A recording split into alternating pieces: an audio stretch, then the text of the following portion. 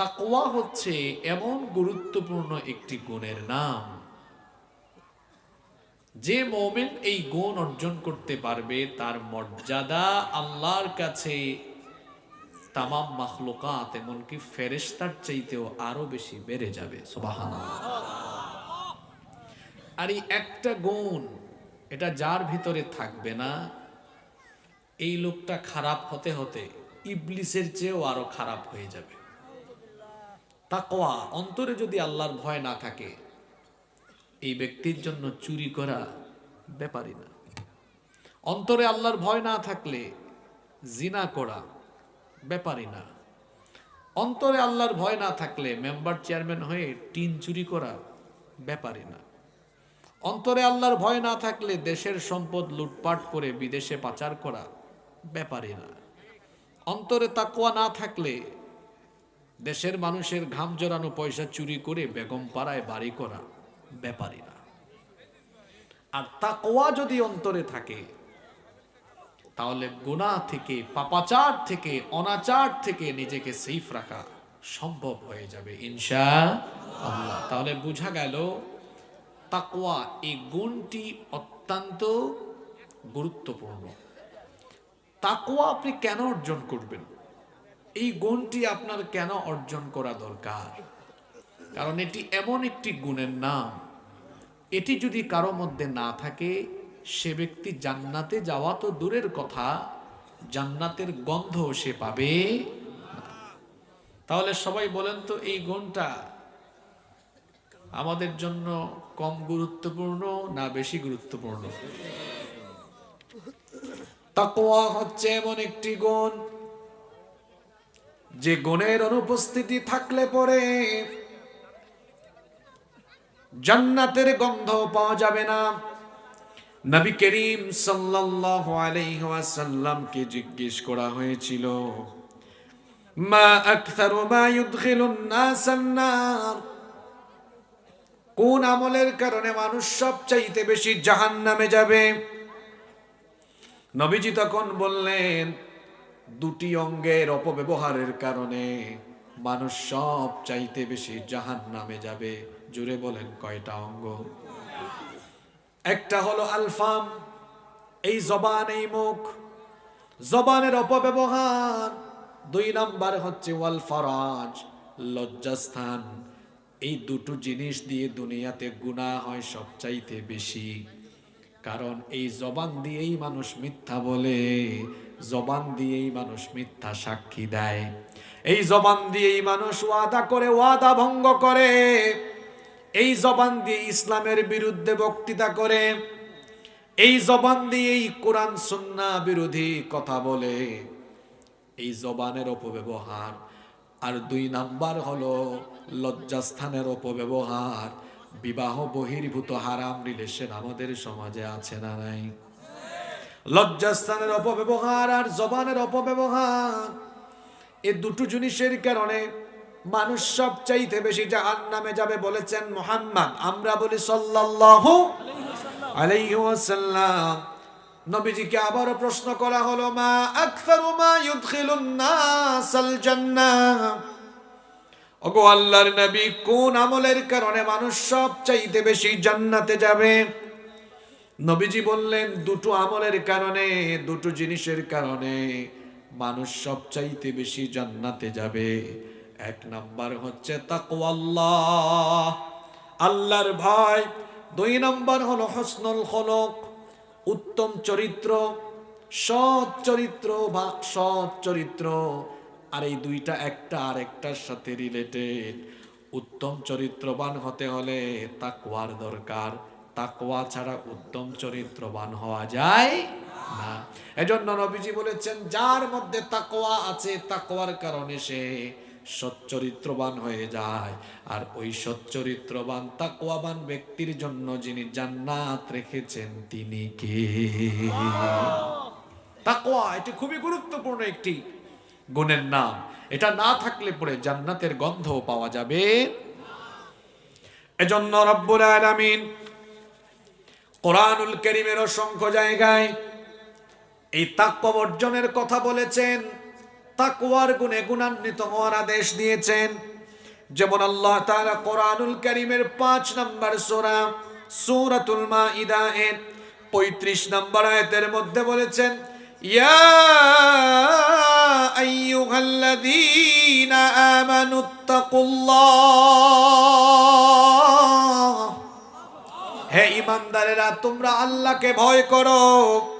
আবার সূরা আলে ইমরানের ১০২ নম্বর আয়াতে আল্লাহ বলেছেন, ইয়া আইয়ুহাল্লাযীনা আমানুত্তাকুল্লাহা হাক্কা তুকাতিহি ওয়া লা তামুতুন্না ইল্লা ওয়া আনতুম মুসলিমুন।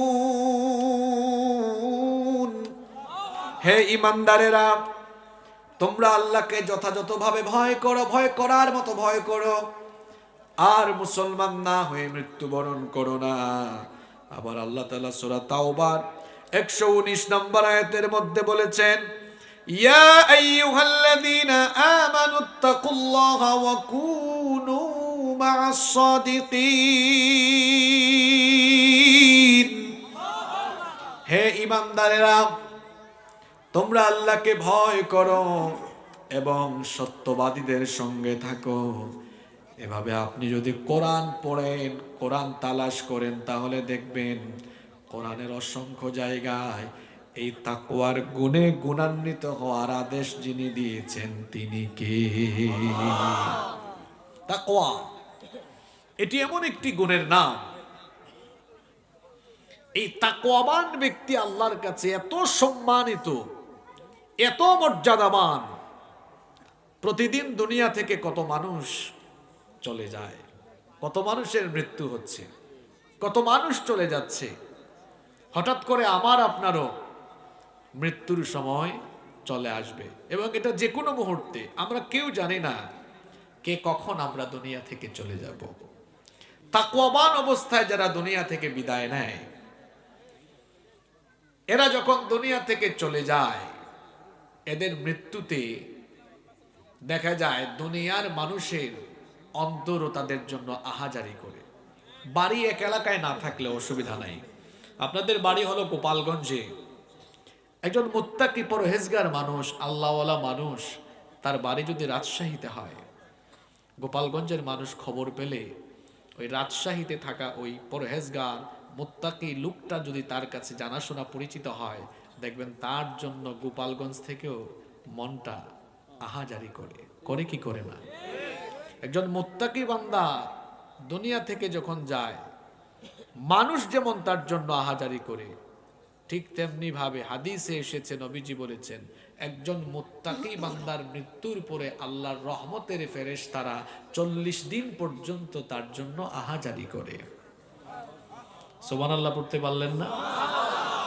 আর দুনিয়া থেকে কত বেঈমান, কত মুনাফিক মারা যায়, মানুষও এদের মৃত্যুর খবর পেলে ইন্না লিল্লাহ বলার পরিবর্তে আলহামদুলিল্লাহ পড়ে। এরকম আছে না নাই?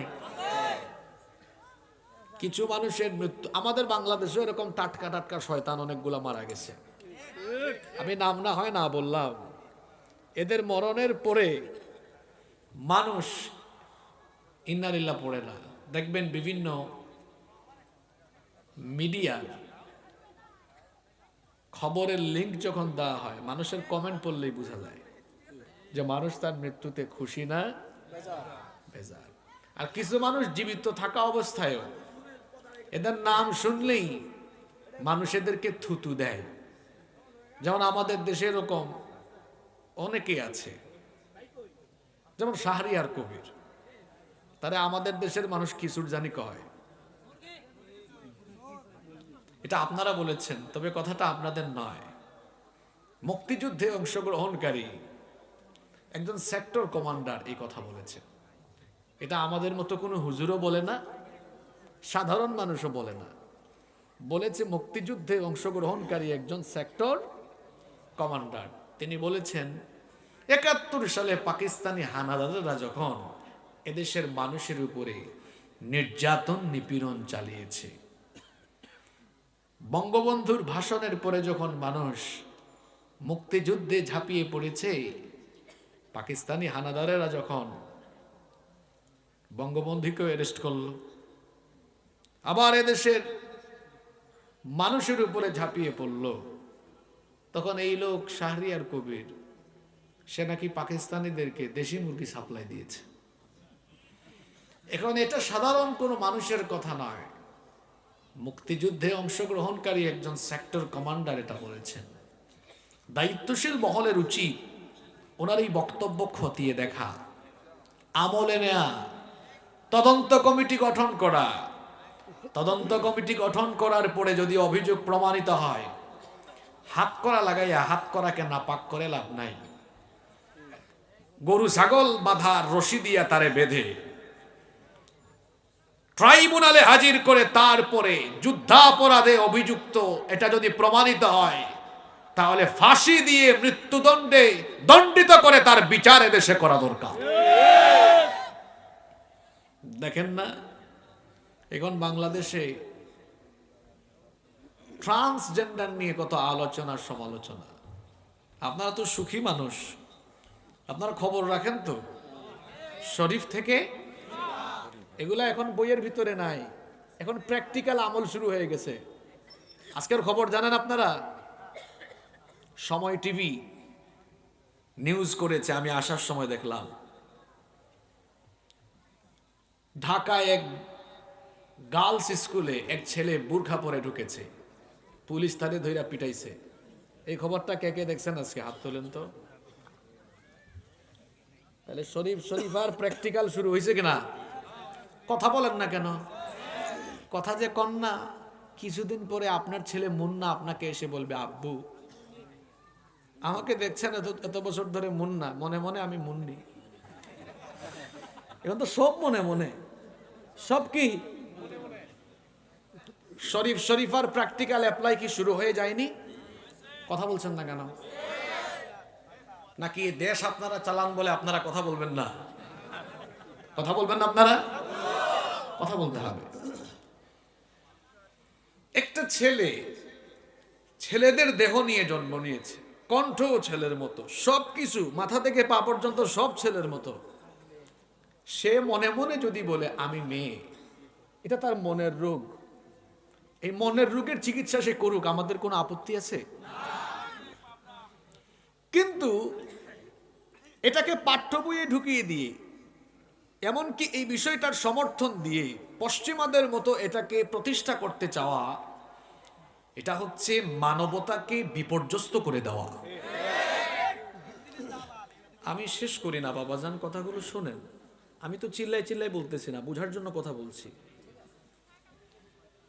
এই যে ক্লাস 6-এ 7-এ যদি আমাদের বাচ্চারা এগুলো শিখে, একটা বাচ্চা ছোটবেলা থেকে তার মন মানসিকতা এগুলো শিখে, এভাবেই তার মন মানসিকতা বেড়ে উঠবে। কথা ঠিক আছে কিনা?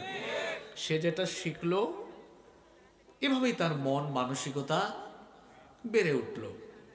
এখন যদি 6-7-এ পড়ুয়া ছেলেমেয়েরা এগুলো শিখে, ট্রান্সজেন্ডারের মতো এই বিষাক্ত জিনিস, এগুলো যদি বইয়ে ক্লাসে পড়ানো হয়, এগুলো যদি শিখে, তাহলে অবস্থা কি হবে জানেন? এই ছেলেগুলো যখন কলেজে বা ইউনিভার্সিটিতে যাবে, ওই লেভেলে যাওয়ার পরে তারা হোস্টেলে বা হলে সিট নেওয়ার জন্য তখন দায়িত্বরত স্যারকে বলবে, স্যার আমার নাম লেখা সার্টিফিকেটে মুন্না, দেখতেও মুন্না, কিন্তু আমার এখন সিট লাগবে, আমি এখন মনে মনে মুন্নি, কারণ আমার এই সিটটা মেয়েদের সাথেই দেন, যেহেতু মনে মনে আমি এখন মনে মনে মুন্নি হওয়া, এটারে যদি সত্যি মেয়েদের হোস্টেলে সিট দেওয়া হয়, তো অবস্থা কি হবে? এক শেয়াল মুরগির খামারের পাশে এসে মুরগিদেরকে বলছে, দেখো মুরগি, আমি দেখতে শেয়াল হলেও মনে মনে আমি মুরগি। এখন মুরগি যদি এই কথা শুনে বলে, ঠিক আছে মনে মনে তুমি যেহেতু মুরগি, আমাদের সাথে থাকো, সকালবেলা ওই খামারের একটা মোরগ পাওয়া যাবে? কথা বলেন না কেন? শেয়াল মনে মনে মুরগি হয়ে মুরগির খামারে ঢুকলে মুরগির অবস্থা যা হবে, মুন্না মনে মনে মুন্নি হয়ে মেয়েদের হোস্টেলে ঢুকলে তাই হবে। কি শয়তানি! ইবলিস সম্ভবত রিটায়ার্ডে চলে গেছে, এবং সে হয়তো ভাবছে যে আমি যে এত বড় ইবলিস হইলাম, আমার চেয়ে বড় ইবলিস তো দেখি এই সমাজের আশেপাশে বের হয়ে গিয়েছে। এরা তো অসঙ্গতি আসে। এই অসঙ্গতির বিষয়ে শুধু আলেম ওলামা নয়, প্রত্যেক শিক্ষক, সাংবাদিক, সচেতন মহল, অভিভাবক, প্রতিটা পরিবারে, ঘরে ঘরে, এলাকায় এলাকায়, গ্রামে গ্রামে, গোটা বাংলাদেশে এর বিরুদ্ধে সোচ্চার আওয়াজ তুলতে হবে। আল্লাহ বুঝার তৌফিক দান করে দেন। দুনিয়া থেকে বলছিলাম কত বেঈমান মারা যায়, এদের মৃত্যুতে কেউ আহাজারি করে? রব্বুল আলামিন কোরআনুল কারীমের 44 নম্বর সূরা সূরাতুদ দুখানের 29 নম্বর আয়াতে বলেছেন, ফামা বাকাত আলাইহিমুস সামাউ ওয়াল আরদু ওয়া মা কানু মুনযারিন। এদের জন্য আসমান জমিনের কেউ আহাজারি করে না, কেউ তাদের জন্য কোনো আফসোস করে না। এই দুনিয়া থেকে একজন দুইজন নয়, লক্ষ লক্ষ কোটি কোটি কাফের মুশরিকও যদি বিদায় হয়ে যায়, একজন মানুষও তাদের জন্য আফসোস করে না, আল্লাহর ফেরেশতারাও করে না। ফেরাউন নমরুদ সহ আল্লাহর অবাধ্যতায় লিপ্ত হয়ে এই দুনিয়াতে অনেক জাতিগোষ্ঠী বংশ শুদ্ধা বানরে পরিণত হয়েছে। তাদের গোটা জাতি আল্লাহর ধ্বংসে নিমজ্জিত হয়ে গিয়েছে। কিন্তু ওই সকল কাফির বেঈমান মুশরিকদের জন্য এখনো পর্যন্ত দুনিয়াতে কেউ আফসোস করে? ফেরাউনের জন্য কি গোপালগঞ্জের মানুষ আফসোস করে? ফেরাউনের জন্য ফেরাউন মার্কা লোকেরাই আফসোস করে। দুনিয়াতে এখন ফেরাউন নামে কেউ নাই, কিন্তু ফেরাউনের চরিত্র ধারণকারী ফেরাউনের ভাই বোন এখনো দুনিয়াতে আছে, যারা ফেরাউনের মতো চরিত্র লালন করে, স্বৈরাচারী মনোভাব নিয়ে গোটা দুনিয়াতে এখনো ফেরাউনগিরি করে। বেঁচে থাকতেও এদেরকে মানুষ সম্মান দেয় না, মরার পরেও এরা ইতিহাসের আস্থা করে নিক্ষিপ্ত হয়ে যাবে। ইতিহাস এদেরকে কখনো খ্যাতির সাথে উল্লেখ করবে না, ইতিহাসে এরা কুখ্যাত হয়ে চিরদিন থাকবে। ইতিহাসে কেউ বিখ্যাত হয় আর ইতিহাসে আবার কেউ কুখ্যাত। কষ্ট হচ্ছে আপনাদের? নাম্বার 3, পয়েন্টগুলো বোঝার চেষ্টা করেন। তাকওয়া হচ্ছে এমন একটি গুণ, এটা কেন অর্জন করবেন? তাকওয়া ছাড়া কোনো ইবাদত আল্লাহর কাছে কবুল হয়? এজন্য আল্লাহ কোরআনে কারীমে বলেছেন, ইন্নামা ইয়াতাকাব্বালুল্লাহু মিনাল মুত্তাকিন। নিশ্চয়ই কেবলমাত্র মুত্তাকিদের আমলনামা গ্রহণ করা হয়। যদি আপনার ইবাদতের ভেতরে তাকওয়া না থাকে, ওই ইবাদত আল্লাহর কাছে কখনো পৌঁছাবে না। এই যে আর 1 মাস পরে আসতেছে পবিত্র মাস রমজান, রমজান মাসে আমরা যে রোজা রাখি, এই মাসটা আল্লাহ কেন দিয়েছেন? যেন সারা মাস গোটা দুনিয়ার মুসলমানরা না খেয়ে থাকে, আর না খেয়ে থাকার কারণে কিছু খাবার দাবার আল্লাহর আয় হবে। এই কারণে কি রমজান মাস দেওয়া হয়েছে নাকি? কথা বলছেন না কেন? 1 মাস সিয়াম সাধনার জন্য আল্লাহ কেন দিয়েন? কোন উদ্দেশ্যে একটা মাসের কোর্স আমাদেরকে দেওয়া হলো? আল্লাহ তাআলা জবাব দিচ্ছেন, উদ্দেশ্য কি শোনো। ইয়া আইয়ুহাল্লাযীনা আমানু কুতিবা আলাইকুমুস সিয়ামু কামা কুতিবা আলাল্লাযীনা মিন ক্বাবলিকুম লাআল্লাকুম তাত্তাকুন। কথাগুলো বোঝার চেষ্টা করেন, খুব দামি দামি কথা চলে যাচ্ছে। ইয়া আইয়ুহাল্লাযীনা আমানু, হে ঈমানদারেরা। আমরা ঈমানদার না বেঈমান? আমরা যে ঈমানদার এটাও আমরা সাহস করে বলতে পারলাম না। আমরা ঈমানদার না বেঈমান? আল্লাহ আপনি সাক্ষী থাকেন, আমরা ঈমানের ঘোষণা দিয়েছি, আপনি আমাদের ঈমান কবুল করে নেন। তাহলে আল্লাহ আমাদেরকে বলছেন, কি বলছেন? কুতিবা আলাইকুমুস সিয়াম, তোমাদের উপরে রোজাকে ফরজ করা হয়েছে। কামা কুতিবা আলাল্লাযীনা মিন ক্বাবলিকুম, এটা শুধু তোমাদের জন্য নয়, পৃথিবীতে এর আগেও তোমাদের পূর্ববর্তীদের জন্য এই রোজা ফরজ করা হয়েছে। কেন? Why, what's the reason? কি কারণে? 1 মাস না খায়া খায়া কষ্ট করবা এই কারণে না, লাআল্লাকুম তাত্তাকুন, যেন তোমরা তাকওয়া অর্জন করতে পারো। জোরে বলেন তো, কি অর্জনের জন্য? তাকওয়া। আরেকটু জোরে বলেন, তাকওয়া। আরেকবার বলেন, তাকওয়া। এখন আসেন তো, রোজা মাসে তাকওয়ার চর্চা কোথায় আছে? একটা উদাহরণ যদি আপনি বুঝতে পারেন, ওই যে মানুষ বলে না, অনেক বেশি কথায় অনেক সময় উপকার হয় না, অল্প কথায় মাঝে মাঝে অনেক উপকার হয়। রমজান মাসে সারাদিন রোজা রাখার পরে সূর্যাস্তের আগ মুহূর্তে আমরা কি সামনে নিয়ে বসি? জোরে বলতে হবে।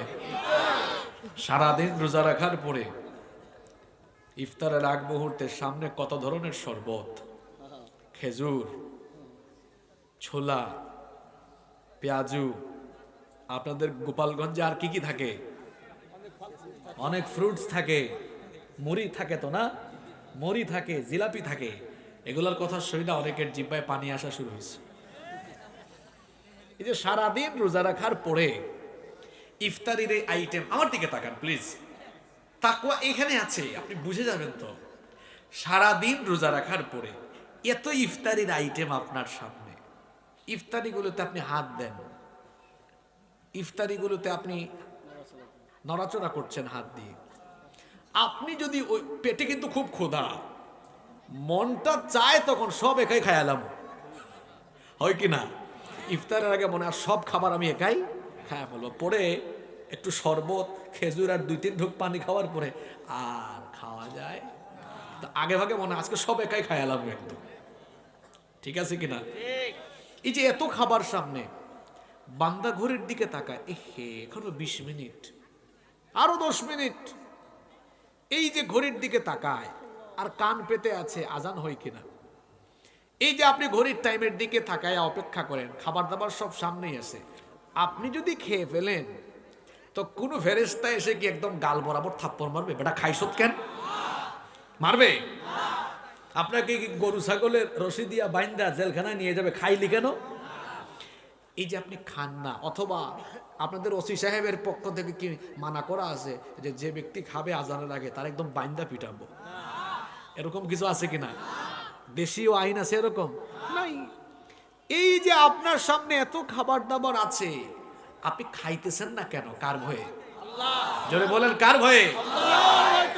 যে আল্লাহর ভয়ে ইফতারের এত আইটেম থাকার পরেও আপনি খাইলেন না, ওই আল্লাহর ভয়ে এই চক্ষুকে মোবাইল হাতে নিলে আজে বাজে ভিডিও দেখা থেকে, রাস্তাঘাটে বেগানা নারী থাকলে বেগানা নারী থেকে চক্ষু নিম্নগারী করে দেওয়ার নাম তাকওয়া।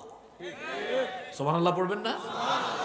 যে আল্লাহর ভয়ে ইফতারে এত আইটেম থাকার পরেও আপনি খাইলেন না, ওই আল্লাহর ভয়ে সুদ খাবেন না, ঘুষ খাবেন না, ওই আল্লাহর ভয়ে আজান হলে মসজিদের বাহিরে থাকবেন না, নামাজে যাবেন, ওই আল্লাহর ভয়ে গুনাহ থেকে বিরত থাকবেন, এটার নাম হলো তাকওয়া। সুবহানাল্লাহ পড়েন। তাহলে আল্লাহ যে বললেন রমজান মাস দিয়েছি, রোজার মাস দিয়েছি, উদ্দেশ্য 1 মাস তোমাদেরকে না খাওয়াইয়া তোমাদের শরীর চিকন করা না, উদ্দেশ্য হলো তোমাদেরকে তাকওয়াবান বানানো। সুবহানাল্লাহ। তাহলে এখানে তাকওয়ার চর্চা আছে না নাই?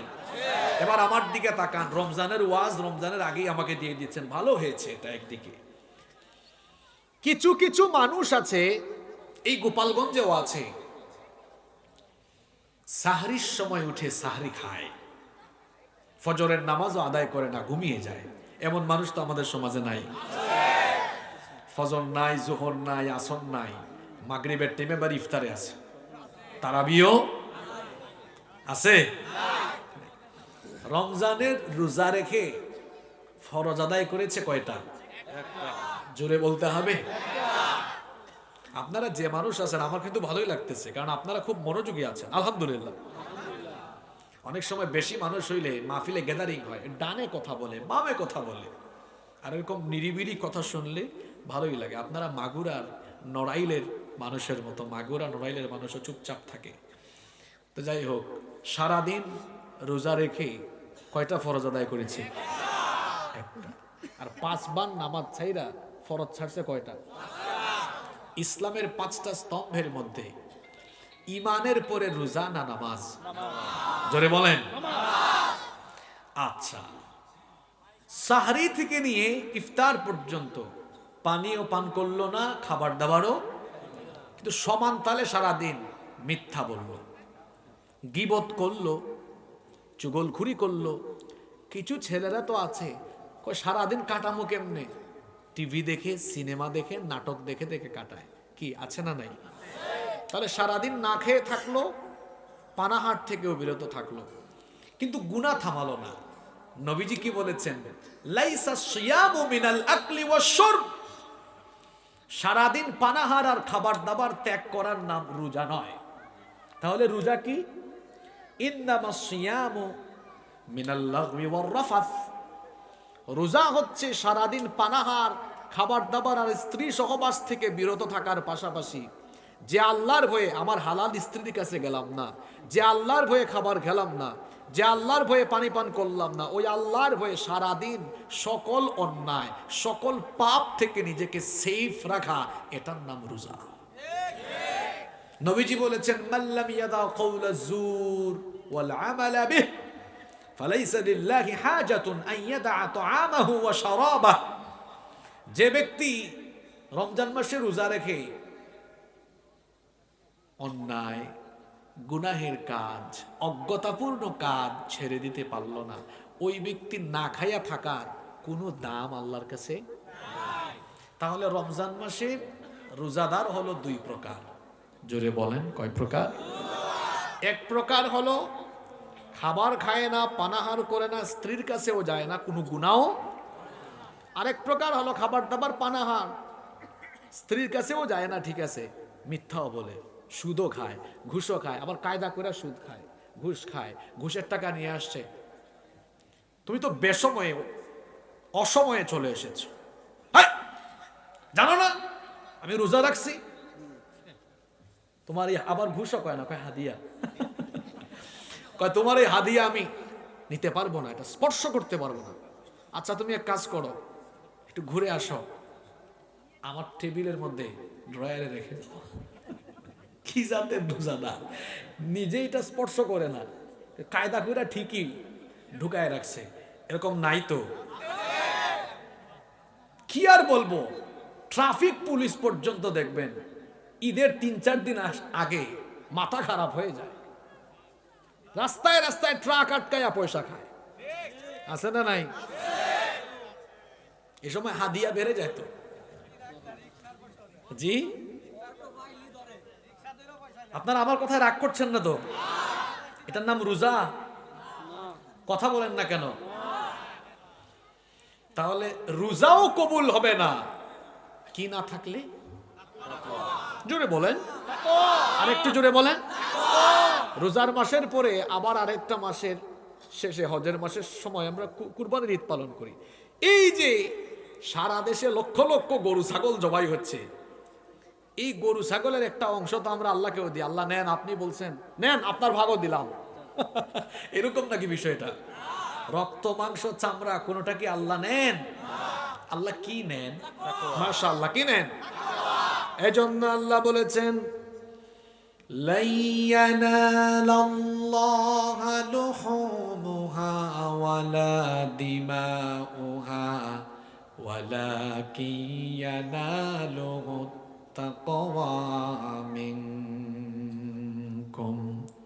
তোমাদের কুরবানির পশুর রক্ত, মাংস কোনোটাই আল্লাহর কাছে পৌঁছায় না, কেবলমাত্র তোমাদের ভেতরে থাকা এই তাকওয়া আল্লাহর কাছে পৌঁছায়।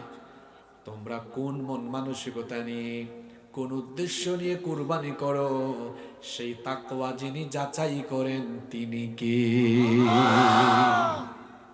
যে ব্যক্তি আল্লাহকে রাজি খুশির জন্য, শুধুমাত্র আল্লাহর সন্তুষ্টির উদ্দেশ্যে পশু জবাই করে, ওর কুরবানি কবুল করেন কে? নামাজ কবুল হবে না এর মধ্যে যদি আল্লাহ ভীতি, ক্ষুধা ভীতি না থাকে। নামাজে দাঁড়ায় দেখবেন কিছু কিছু মানুষ ফ্যান গুনে, মসজিদের ফ্যান গুনে, আবার কুতকুতানি কিছু মুসল্লি কম বেশি সব এলাকায় আছে।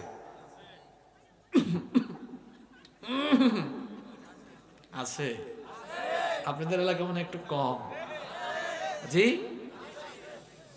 আবার নামাজে দাঁড়াইয়া আছে। এই জাতের একজন মুসল্লিকে দেখেছেন মুহাম্মদ, আমরা বলি সাল্লাল্লাহু আলাইহি ওয়াসাল্লাম রাহমাতাল লিল আলামিন। নবীজি দেখলেন ওই লোক নামাজ শেষ করার পরে বললেন, লাউ খাশা কলবহু লা খাশিআত জাওয়ারিহু, তার অন্তরে আল্লাহর ভয় থাকলে নামাজে দাঁড়িয়ে দাড়ি নিয়ে খেলাধুলা করতো না।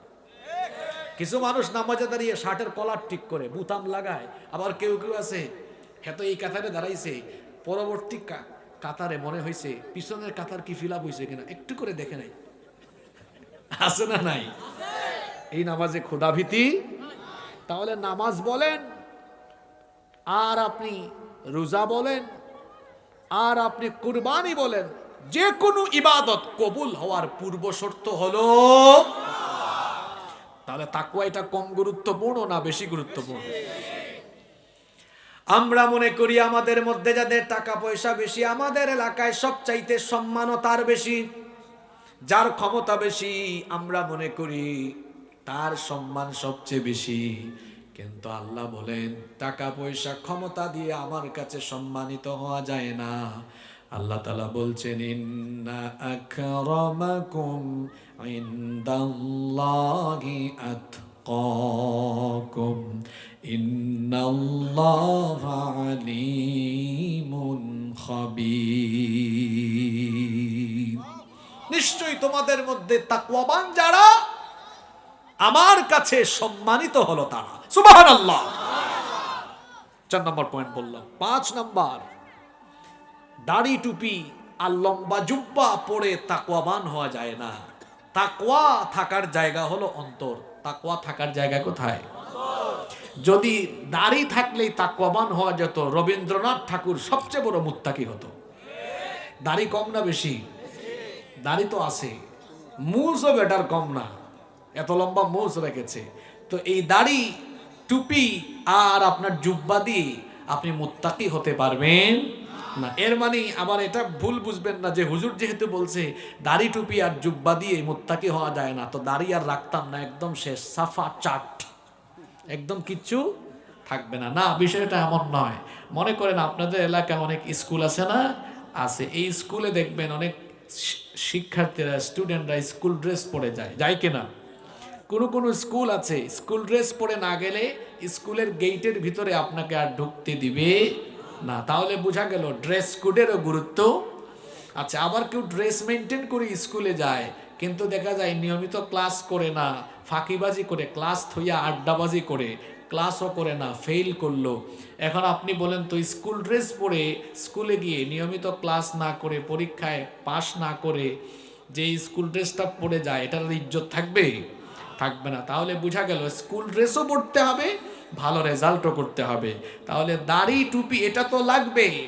দাড়ি টুপি বাদ দিয়ে তো আপনি আসলে আপনার মধ্যে পরহেজগারিতা ডেভেলপ করতে পারবেন না, এটাও পরহেজগারিতার একটা অংশ। দাড়ি টুপি থাকবে সমান, তাহলে মিথ্যা বলবেন, অন্যায় করবেন, এটা হতে পারে না। আবার দাড়ি টুপি নাই, নামাজ কালাম সব ঠিক আছে, অন্যায় থেকে বেঁচে থাকেন, এটাও হবে না। দুটার কম্বিনেশন থাকতে হবে আপনার মধ্যে, সমন্বয় থাকতে হবে।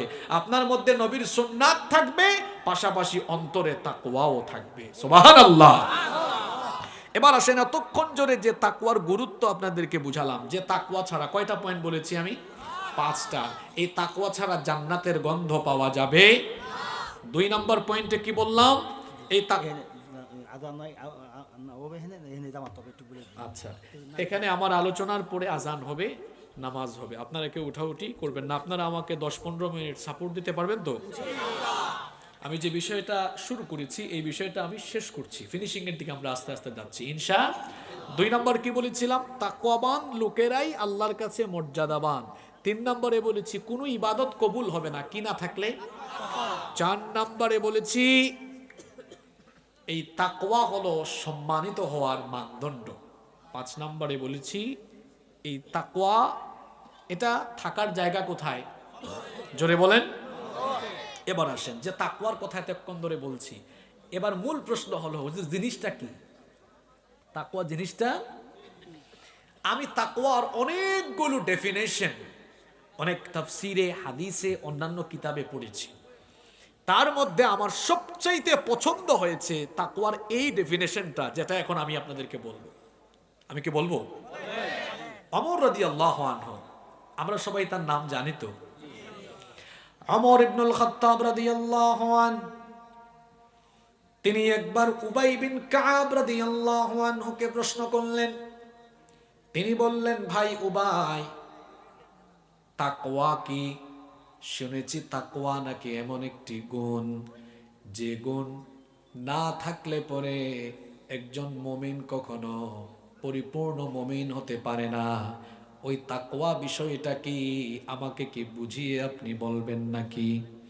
উবাই বিন কাব রাদিয়াল্লাহু আনহু তখন বললেন, ভাই ওমর, আপনি কি কখনো এমন কোন পথ ধরে হেঁটেছেন নাকি, যেই পথ হলো খুবই সংকীর্ণ, আঁকা বাঁকা মেঠো পথ, আবার ওই পথের দুধারে আছে কাটা, এমন কণ্টকাকীর্ণ মেঠো পথে আপনি কি কখনো হেঁটেছেন নাকি? ওমর রাদিয়াল্লাহু আনহু বললেন, হ্যাঁ, কণ্টকাকীর্ণ এরকম মেঠো পথে তো আমি বহুবারই হেঁটেছি। উবাই বিন কাব রাদিয়াল্লাহু আনহু জিজ্ঞেস করলেন, কণ্টকাকীর্ণ মেঠো পথ অতিক্রমের সময় আপনি কিভাবে হেঁটেছেন? তিনি বললেন, কাটার আঘাতে যেন আমার কাপড় চোপড় ছিঁড়ে না যায়, কাটার আঘাতে যেন আমার পা কিংবা শরীরের কোনো অঙ্গ প্রত্যঙ্গ যেন কেটে না যায়, এজন্য আমি চলার সময় খুব সাবধানতার সাথে পা ফেলেছি। চলার সময় আমার কাপড় চোপড়কে গুটিয়ে অত্যন্ত সতর্কতার সাথে আমি চলেছি। উবাই বিন কাব রাদিয়াল্লাহু আনহু তখন বললেন, এর চাইতে উৎকৃষ্ট উদাহরণ তাকওয়ার জন্য আর কিছু হতে পারে না। আপনি যেভাবে কণ্টকাকীর্ণ মেঠো পথে চলার সময় সাবধানতার সাথে পা ফেলেছেন, কাপড় চোপড় গুটিয়ে চলাফেরা করেছেন, যে সমাজে আপনি বসবাস করেন, এই সমাজের সামনে পিছনে ডানে বামে ফিতনা কম না বেশি? আসতে বলবেন না, জুড়ে বলেন, ফিতনা কম না বেশি? এত ফিতনা, এত পাপ, এত পাপাচার, এত অনাচার, আপনিও আপনার সমাজে এমন সাবধানতার সতর্কতার সাথে চলবেন, আপনার সমাজের চতুর্দিকে ফিতনা থাকলেও আপনি এমন ভাবে আল্লাহকে ভয় করে চলবেন, সমাজের কোনো পাপ যেন আপনাকে স্পর্শ না করে। এটার নাম হলো তাকওয়া। আপনাদের এলাকার খালে বিলে বাইম মাছ আছে তো, আপনারা কি বলেন এই মাছকে? বাইম মাছ। এটা থাকে কোথায়? মাশাআল্লাহ বলেন। আজকে পুরা ওয়াজ যদি মনে রাখতে না পারেন, দুইটা কথা মনে রাখবেন। ওই যে ইফতার সামনে আছে, খায় না, কার ভয়ে? এই একটা কথা মনে রাখবেন। আর আরেকটাই বাইম মাছের কথা মনে রাখবেন আপনারা। আচ্ছা, বাইম মাছ থাকে কোথায়? কিন্তু আপনারা দেখবেন, শোনেন, আমার বাড়ি কোথায় জানেন আপনারা? আমার বাড়ি সিলেট, জানেননি আপনারা? আমি সিলেটি ফুয়া না, খালি গজল উনাই দিয়ে হইতো না, ওয়াজ উনতে হইব। গজল উন্না কিতে হইতো, খালি ওয়াজ উনা লাগবো না। নে ওইসে, ঠিক আছে। ও তো 2-3 লাইন মাতি লিছে সিলেটি, কম খাওয়া বালা, বেশি খাইলে বদ জমাই যাব। বাপরে বাপ, একদিনে অকলতা। ঠিক আছে, শোনেন, মজা পাইছেন আপনারা, তাই না? হ্যাঁ, আচ্ছা। আমাদের সিলেটের এমনি একটা সুনাম আছে, কারণ সকল দলের মানুষরা ইলেকশন আসলে আগে ওইখানে যায়, ওখান থেকে শুরু করে, ঠিক কিনা? আপনাদের প্রধানমন্ত্রী শেখ হাসিনা, উনি ওখানে যান, ঠিক আছে না? আচ্ছা, দেখবেন তো, আমি আমার কথা বলেছি কারণ আমার বাড়িও, আমার এলাকায় খাল বিলে ভরা। আমি ছোটবেলায় অনেক মাছ ধরেছি। তো মাছ ধরতে গিয়ে, এটা আপনারাও জানেন, দেখবেন যে কোনো মাছ, আমরা বলি খলই, তো খলই আর খালই একই কথা, মাখরাজ সিফাতে সামান্য বেশ কম আছে। আচ্ছা শোনেন, ওই খালইয়ের মধ্যে দেখবেন মাছ রাখলে পুকুর থেকে অথবা খালবিল থেকে মাছে কম বেশি কাদা থাকেই, কিন্তু বাইম মাছ থাকে কোথায়? শুধু কাদায় না, কিছু কিছু বিল আছে পা ঢুকে যায় এতটুকু। আমার মনে আছে ছোটবেলা আমিও বাইম মাছ ধরছি, একদম হাঁটু পর্যন্ত পা ঘেরে গিয়েছে, হাত ঢুকাইয়া কাদার ভিতর থেকে দেখা যায় বাইম মাছ উঠে, আছে কিনা? তো থাকে কোথায় এটা? কিন্তু এটাকে যখন খালইয়ের মধ্যে নিবেন, দেখবেন পুঁটি মাছে কাদা আছে, শোল মাছে কাদা আছে, এরা আসিল কোথায়? পানিতে। আর বাইম মাছ ছিল কোথায়? কাদাতে। কিন্তু বাইম মাছ যখন আপনি হাতে নেবেন, খালইয়া রাখবেন, দেখবেন একদম পরিষ্কার। এই বাইম মাছ থেকে আপনি তাকওয়া বুঝেন। বাইম মাছ যেমন কাদায় থাকে, আমি আপনিও এখন এক পচা সমাজে বাস করি। এই সমাজে ডানে আছে সুদ, বামে আছে ঘুষ, সামনে আছে মোবাইলের ফিতনা, পিছনে আছে জিনাবে বিচার, আর উপরে নিচে সব দিকেই তো ফিতনা। বাইম মাছ যেমন কাদার মধ্যে থাকার পরেও উঠালে সে পরিষ্কার, আমাকে আপনাকে ওই বাইম মাছের মতো হতে হবে। আমরা এই পচা সমাজে বসবাস করলেও আল্লাহর ভয় সমাজে এত বেশি থাকবে, গোটা সমাজে পাপ থাকলেও কোনো পাপ আমাকে স্পর্শ করবে না। বাইম মাছ খালইয়া রাখলে যেমন বাইম মাছ থাকে পরিষ্কার, আমি আপনি কবরে গেলেও ফেরেশতা এসে প্রশ্ন করার সময় ফেরেশতাও যেন দেখে মুকসুদপুরের অথবা বাংলাদেশের পচা সমাজে বসবাস করে, এটা তো পরিষ্কার সাচ্চা মুমিন এসেছে, তার মধ্যে কোনো গুনাহ নাই। আল্লাহু আকবার। এটার নাম কি? এটার নাম কি?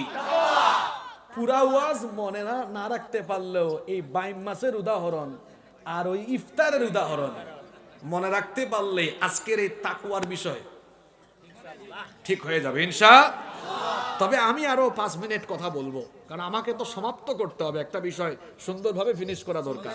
আপনারা আমাকে সুযোগ দিবেন তো? আচ্ছা, তাহলে এটার নাম কি? তাকওয়া। এবার আসেন, তাকওয়ার আরো একটা ডেফিনেশন, পরিচিতি দিয়েছেন আল্লাহ রাসূলের প্রিয় সাহাবী আলী রাদিয়াল্লাহু আনহু। তিনি বলেছেন 4 জিনিসের নাম তাকওয়া। কয়টা জিনিসের নাম তাকওয়া? জোরে বলেন। যদি আপনারা এই কথাটা মনে রাখতে পারেন, এটা হবে বোনাস আজকের জন্য। মনে রাখবেন অবশ্যই। কয়টা বলে গেছেন? এর আগে শিখছি কয়টা? আর এটা যদি শিখতে পারেন আরো বোনাস হবে। আমার মনে হয় আপনাদের এলাকায় এত সুন্দর, আসার সময় দেখেছি ডানে বামে শুধু ফসল আর ফসল, তাজা তাজা জিনিস খাইয়া ব্রেইনও তোর তাজা আছে ইনশাআল্লাহ। 4 জিনিসের নাম তাকওয়া। নাম্বার 1 তিনি বলেছেন তাকওয়া হিয়া আল খাউফু মিনাল জালিল। তাকওয়া হচ্ছে আল্লাহ তাআলাকে ভয় করা। আল্লাহ তাআলাকে কি করা? আপনারা সবাই আল্লাহকে ভয় করেন তো? খুব করি ভয় আমি। আল্লাহকে কতটুকু ভয় করেন বলছিলাম না, বেশি কথা বললে মনে থাকে না। একটা উদাহরণ দিব, বলবো? আমার হাতে এটা কি? আপনি কি আপনার বাবা মা ভাই বোনের সামনে পর্নোগ্রাফি বা খারাপ কোনো ভিডিও দেখতে পারবেন? ঠিক করে বলেন, দেখতে পারবেন? কেন? লজ্জা, শরম, দেখবেন না। রাত 11টার পরে আপনার রুমে গেলেন, বাবা মা ভাই বোন কেউ নাই, এখন আপনি কয়জন? এখন তো আর লজ্জা শরমের বিষয় না, দেখতে পারবেন। তাকওয়া জিনিসটা হলো এই, অন্ধকার সেই একা রুমে ভেতর থেকে এটা অনুভব করা, বাবা মা ভাই বোন এরা এখন রুমে নাই, কিন্তু এদের চেয়েও বড় আরেকজন, তাকে আমি ফাঁকি দিতে পারবোই না। আমি যেখানেই যাই, আমি যদি পুকুরে ডুব মারি, আমি যদি কুয়াশার অন্ধকারে চলে যাই, আমি যদি গহীন জঙ্গলে চলে যাই, একাকী নিভৃতে চলে আসি, যেখানে কেউ নাই, সেখানেও আমার সাথে আছেন কে? আল্লাহ। আমি হাত থেকে ফোন রেখে দিলাম, আমি এটা দেখবো না। এটার নাম তাকওয়া। এটার নাম কি? এটার নাম আল্লাহর ভয়। যাদের হৃদয়ে আছে আল্লাহর ভয়, তারা কভু পথ ভুলে যায় না। আল্লাহর প্রেম ছাড়াই দুনিয়ায় কারো কাছে কোনো কিছু চাই না, কারো কাছে কোনো কিছু চাই না। কার ভয় থাকতে হবে? আল্লাহ। 4টা জিনিসের নাম তাকওয়া। 1 নাম্বার আল খাউফু মিনাল জালিল। 2 নাম্বার হচ্ছে ওয়াল আমালু বিত-তানজিল, নাজিলকৃত এই বিষয়ের উপর আমল করা। এটা নাজিল করেছেন কে? আল্লাহ। তাকওয়া হলো কুরআন অনুযায়ী চলা, কুরআন অনুযায়ী আমল করা। এটার নাম কি? এখন কুরআন যদি একদিকে রাখা হয় আর আমার আপনার জীবনকে আরেক দিকে রাখা হয়, দেখা যাবে কুরআনের সাথে আমাদের জীবনের কোনো মিল। আল্লাহ রসুলের সাহাবীরা এক একটা সূরা পড়তে সময় লেগেছে 10 বছর, 12 বছর। আর আপনারা এক সূরা পড়া ফেলান তারাবির নামাজে 30 মিনিটের ভিতরে। আপনি পড়েন, আমল করেন না। আর সাহাবীরা একটা একটা আয়াত পড়েছেন ওই আয়াতগুলোকে নিজের জীবনের সাথে মিলিয়েছেন। সুবহানাল্লাহ। তাকওয়া হলো কোরআন অনুযায়ী আমল করা। আপনার জীবনে কোরআনের আমল আছে কিনা এটা আপনি দেখেন। কোরআন বলেছে সুদ খাইও না, আপনি সুদ খান। কোরআন বলেছে ঘুষ খাইও না, আপনি ঘুষ খান। কোরআন বলেছেন জিনার ধারে কাছে যেও না, আপনি জিনা করেন। কোরআন বলেছে মানুষের হক নষ্ট করো না, আপনি মানুষের হক নষ্ট করেন। কোরআন বলেছে অন্যায়ের ধারে কাছে যাও না, আপনি অন্যায়ের সাথে সম্পর্ক রাখেন। তাহলে কোরআনুল কারীম তেলাওয়াত করে কোরআনের আমল না করা, এটার নাম আসলে ইমানদারি নয়, এটার নাম মুনাফিকি। প্রকৃত তাকওয়াবান হতে হলে আপনাকে কোরআন অনুযায়ী আমল করতে হবে। এটা হলো প্রিন্টেড কোরআন। আর যার উপরে কোরআন নাজিল হয়েছে, আমাদের নবীজি ছিলেন প্র্যাকটিক্যাল কোরআন। সুবহানাল্লাহ। 3 নম্বর, ওয়াল কানাআতু বিল কালিল। তাকওয়া মানে হলো অল্পে তুষ্ট থাকা, যেটা আছে সন্তুষ্ট। এই গুণটা কয়জনের ভিতরে আছে? 1 কোটি টাকার মালিক হয়েছে, ইস যদি আরো ল্যান্ড ক্রুজার গাড়ি আছে, কয় যদি রেঞ্জ রোভার থাকতো। রেঞ্জ রোভার আছে, কয় যদি বিএমডব্লিউ হইতো। চাহিদার কোনো শেষ। বাঁশবাড়িয়াতে বাড়ি আছে, কয় যদি মুকসুদপুরে হইতো। মুকসুদপুরে হইছে, কয় এখন যদি ঢাকায় হইতো। ঢাকার কোনো অপরিচিত জায়গায় হয়েছে, কয় এখন যদি গুলশান, বনানী এইসব জায়গায় হইতো। ঢাকায় হয়ে গেছে সব জায়গায়, কয় এখন যদি একটু বেগমপাড়ায় হইতো আর কি। চাহিদার কোনো শেষ। এজন্য নবীজি বলেছেন, লাউ আন্না লি ইবনি আদম ওয়াদিয়াম মিন যাহাবিন আহাব্বা আন ইয়াকুনা লাহু সানিয়ান ওয়া লা ইয়ামলা ফাহু ইল্লা তুরাব। আদম সন্তানকে সোনা ভরা একটা মাঠ দেওয়া হলেও তার পেট ভরবে না, বলবে আরো একটা সোনা ভরা মাঠ যদি আমাকে দেওয়া হতো। 3.5 হাত মাটি ছাড়া মানুষের পেট কোনো কিছু দিয়ে ভরবে না। তাকওয়ার পথে চলতে চান, আল্লাহ আমাকে যা দিয়েছেন, আমি ভ্যানে চড়ি, রিকশায় চড়ি, আলহামদুলিল্লাহ আমি খেতে পারছি। আরে সবকিছু বাদ দেন, আমি যে সুস্থ আছি এটাই তো সবচেয়ে বড় নেয়ামত। সুস্থতা হলো দুনিয়ার সবচেয়ে বড় নেয়ামত। 1000 কোটি টাকা আছে, অসুস্থ, এই টাকার কোনো দাম। সুস্থ আছে, সারাদিন 200 টাকা ইনকাম করে আলু ভর্তা দিয়ে খাচ্ছে, মজা আছে, সুস্থতা আছে, ঠিক কিনা? নাম্বার 4, তাকওয়ার চতুর্থ অর্থ হলো ওয়াল ইস্তিহদাদু লিয়াউমির রাহিল। মৃত্যু পরবর্তী জীবনের জন্য সব সময় প্রস্তুত থাকা। কার মরণ কখন হয় এটা জানা যায়। আমি আজকে সকালবেলা যখন বাসা থেকে রওনা করেছি, আজকের সফরটা আমার জন্য খুব কষ্টকর। আমি সকাল 8টায় আমরা রওনা করেছি চিটাগং থেকে। আজকে কি বার? আজকে তো জ্যামের দিন, সাপ্তাহিক জ্যামের দিন। আমরা তো যে টাইমে রওনা দিয়েছি আসরের আগে আসার কথা, এতবার জ্যামে পড়েছে। এটা কষ্টকর সফর ছিল আজকে। আজকে আসার পথে আমি একটা নিউজ লক্ষ্য করলাম। গতকাল এক অভিনেতা সন্ধ্যার আগে মারা গিয়েছে, তার নাম আমার মনে আসতেছে না। হ্যাঁ, আহমেদ, আচ্ছা তার নাম যাই হোক। এই ঘটনাটা আমি এখানে এজন্য বলছি, সে নিজে ড্রাইভ করে এসেছে, গাজীপুর থেকে গাড়ি ড্রাইভ করে এসেছে, বসুন্ধরা সিটিতে বেসমেন্টে গিয়ে গাড়ি পার্কিং করেছে। গাড়ি পার্কিং করে নেমেছে, তার সাথে আরো 2 জন ছিলেন। হঠাৎ করে হুচট খেয়ে পড়ে গিয়েছে, কপালে তার দাগও হয়েছে। এবং সাথে সাথে তাকে বসুন্ধরা সিটির হয়তো উপরের 2-3 তলায় বা কোনো জায়গায় প্রাথমিক চিকিৎসা কেন্দ্র আছে, নিয়ে গিয়েছে। ডাক্তার বলছে তাড়াতাড়ি তাকে নিয়ে যান। এটা সিএনজিতে করে স্কয়ারে নিয়ে গিয়েছে। কর্তব্যরত চিকিৎসক তাকে মৃত বলে ঘোষণা দিয়েছেন। এই যে সে গেল, তার পরিবার থেকে বলে গিয়েছে, সম্ভবত তার কোনো সিনেমা বা নাটকের শুটিং টুটিং ছিল, এরকম কিছু একটা হবে, গিয়েছে। সে মারা যাবে সে ভেবেছে? আমি আমার বাসা থেকে এখানে এসেছি, বাসায় যেতে পারবো এমন নিশ্চয়তা আছে? বিশ্বাস করেন, অন্তরের লোভ লালসা, পাপের চিন্তা মাথা থেকে চলে যাবে। মাথায় যদি এটা রাখেন, কিছুক্ষণ পর আমার মরণ হয়ে যেতে পারে। মৃত্যুর কথা স্মরণ রাখবেন, এটা যে কোনো মুহূর্তে চলে আসবে। আপনি যেখানে বসেছেন, আপনার বাড়িতে হয়তো বা আপনার লাশ যেতে পারে। আপনি যখন মরে যাবেন তখন বলবে না আব্দুস সাত্তার সাহেব এসেছেন, আসো সবাই। এখানে এসেছেন আব্দুস সাত্তার সাহেব হয়ে, যখন খাটিয়ায় রাখা হবে, আপনার নিজের বউ, আপনার ছেলে মেয়ে, আপনার বাড়ির মানুষ বলবে লাশ আনা হয়েছে, সবাই শেষবারের জন্য দেখে নাও। ঠিক আছে কথা?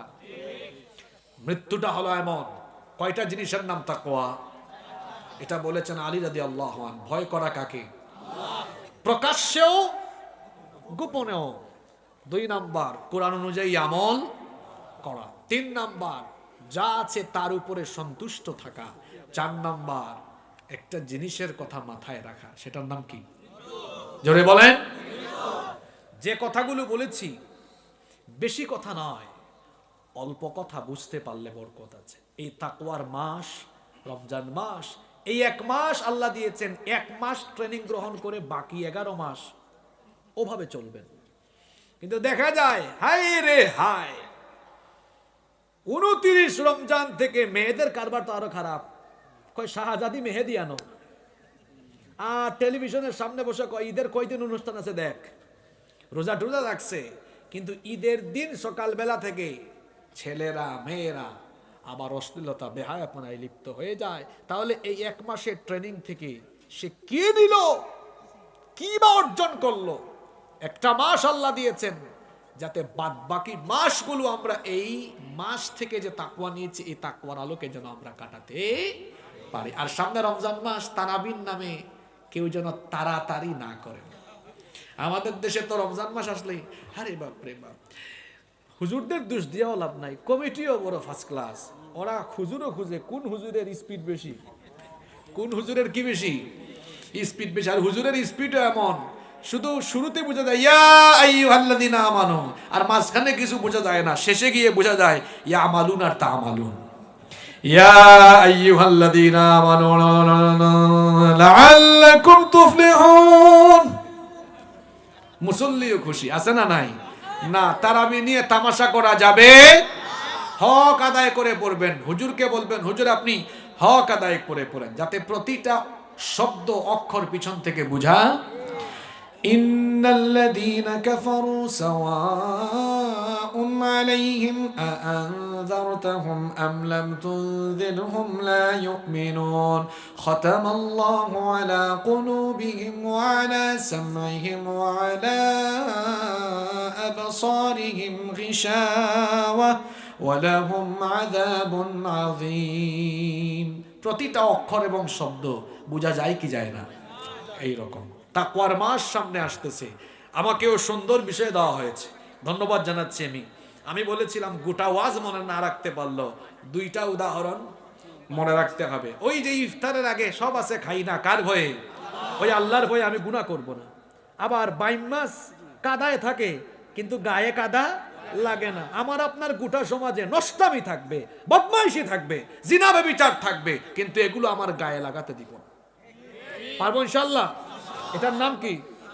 আল্লাহ এই তাকওয়ার গুণে সকলকে গুণান্বিত করে দেন। যত কথা বলেছি আল্লাহ আমলের তৌফিক দেন। হাদা মা ইনদি ওয়াল ইলমু ইনদাল্লাহ। সুবহানাকাল্লাহুম্মা বিহামদিকা আশহাদু আল্লা ইলাহা ইল্লা আনতা আস্তাগফিরুকা ওয়া আতুবু ইলাইক। ওয়াসসালামু আলাইকুম ওয়া রাহমাতুল্লাহি ওয়া বারাকাতুহু। ভবিষ্যতে ইনশাআল্লাহ।